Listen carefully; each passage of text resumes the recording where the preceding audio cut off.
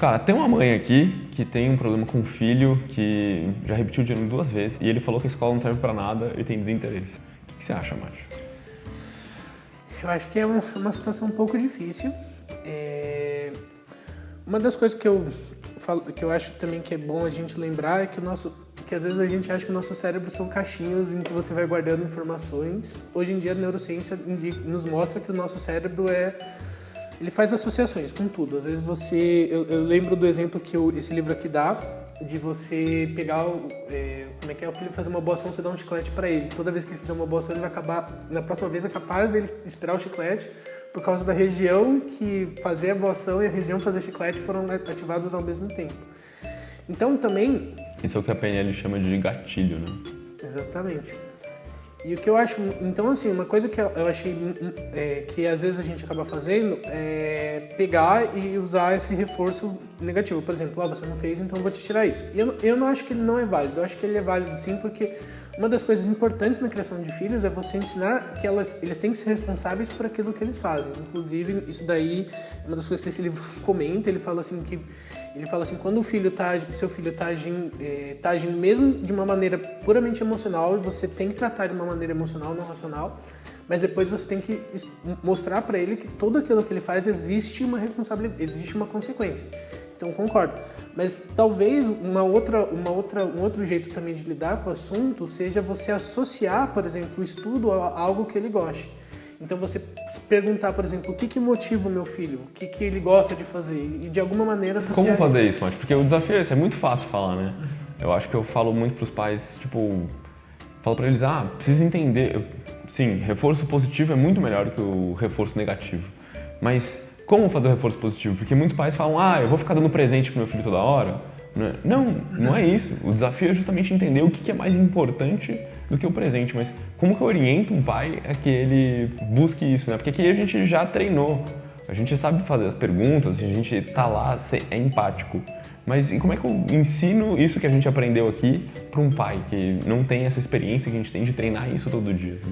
Eu acho que assim, não existe fórmula secreta. Eu gostaria de ter fórmula secreta. Às vezes mesmo, tenho às vezes alguns problemas com alguns alunos que você vê assim, às vezes ele melhora e de repente ele dá uma piorada e você vê que pessoas são complexas e não existe uma fórmula mágica de que, nossa, isso vai dar sempre certo. E eu acho que aquela pessoa que vai falar assim, isso dá sempre certo, a pessoa está te enganando, porque não existe isso. O que existe existem maneiras de como você lida com os problemas. E uma das maneiras que a gente aprende aqui na Piva, e eu acho que o livro do Dale Carnegie, que é How to Win Friends and Influence People, ou Como Fazer Amigos e Influenciar Pessoas, eu acho que ele fala muito sobre essa questão de que você tem que escutar a pessoa e você tem que entender aquilo que de fato a pessoa quer. Às vezes o seu filho não quer um presente, mas tem que entender necessariamente um presente. Às vezes aquele presente está suprindo alguma outra necessidade que você não está sabendo identificar. Então a primeira coisa que você sempre tem que fazer quando você está lidando com pessoas é escutar.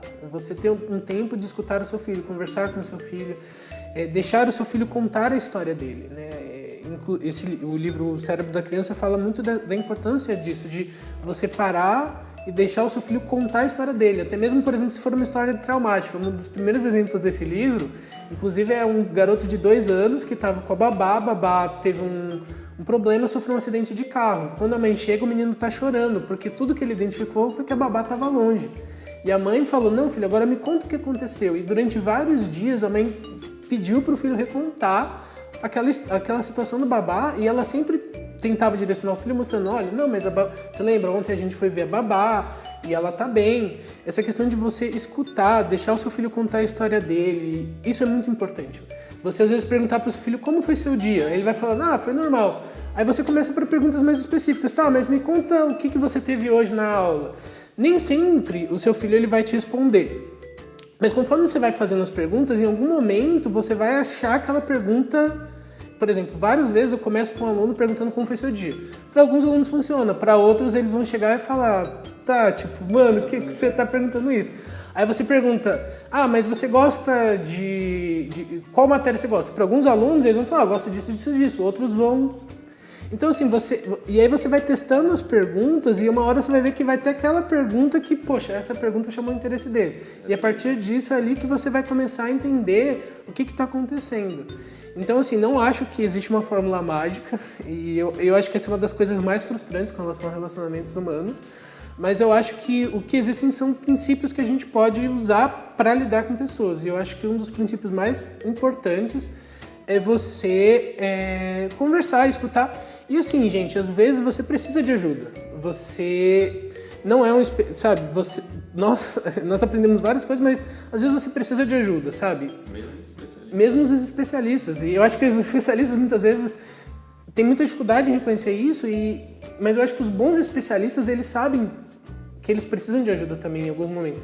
E eu lembro muito de um vídeo que você falou, assim, eu acho que foi uma live que você contou, eu tô falando isso, mas quando eu tiver meus filhos, às vezes talvez eu precise que alguém me diga o que eu tenho que fazer, porque não é só porque você é um educador, um professor, que você sabe todas as respostas, e às vezes quando você está muito perto é mais difícil de enxergar.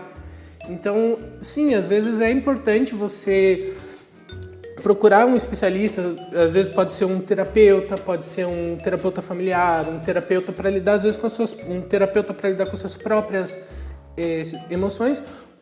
Às vezes também pode ser um professor particular. Às vezes acontece de que numa sala com 20, 30 alunos, você não consiga abordar todos aqueles alunos da melhor maneira possível. E às vezes um professor particular ele pode ajudar nesse sentido, de te mostrar que aquela matéria é mais simples do que você imaginava. É mais simples do que você imaginava. E não é culpa do professor da escola. Gente, o professor da escola ele não é o vilão, ele também é um aliado na educação. E é muito importante você frisar isso. E às vezes, quando você contrata um professor particular, às vezes, talvez muitas pessoas achem que você está substituindo o professor da escola. Gente, não é isso. Se for isso, está errado. Se for isso, está errado. E também uma das coisas que eu acho muito complicado é você chamar um professor particular só na data da prova, diga-se de passagem, porque eu acho que é muito complicado. É como se o professor estivesse só substituindo o professor da escola. Não, às vezes o professor particular ele pode agir como essa pessoa, essa ponte mesmo. Eu acho que muitas vezes nosso papel aqui é fazer essa ponte entre o professor da escola e o aluno. E às vezes mostrar para o aluno que o professor da escola não é um vilão que está querendo... Cara, mas sabe que falando nisso, você sabe que eu já vi muito professor particular metendo o pau ali, falando mal do professor de sala de aula para o aluno. E esse é um professor particular que você não deve contratar, porque isso vai criar uma inimizade entre o aluno e o professor que não tem necessidade, entendeu? Então, cara, sei lá, eu só quis falar isso porque eu acho isso um absurdo. Acho que é bem isso. Nosso trabalho, assim, o trabalho do professor particular é fazer a ponte e mostrar para o aluno o lado do professor de sala de aula e, se puder, ir lá conversar na escola e mostrar para a escola o lado do aluno que às vezes a escola não consegue enxergar. Né? Isso é muito importante. E às vezes, gente, sim, tem alguns alunos que vão precisar de professor particular em um ponto, tem alunos que nunca vão precisar de professor particular e tem alunos que vão precisar de um professor particular por mais tempo. Acontece, cada pessoa tem a sua trajetória e você tem que entender que mesmo a escola tem suas limitações, o professor particular tem suas limitações, tudo tem suas limitações. Não existe solução perfeita que resolva todos os problemas do mundo. E nesse sentido, eu acho que a coisa mais importante, uma coisa muito importante que a gente fala muito pouco é o autoconhecimento. E o autoconhecimento e o conhecimento do seu filho. Então, às vezes, você tem que parar, você parar 20 minutos e refletir sobre você, o que você está fazendo e tentar se conhecer, às vezes ir para um terapeuta e pedir ajuda para se autoconhecer, essa trajetória do autoconhecimento é muito fundamental.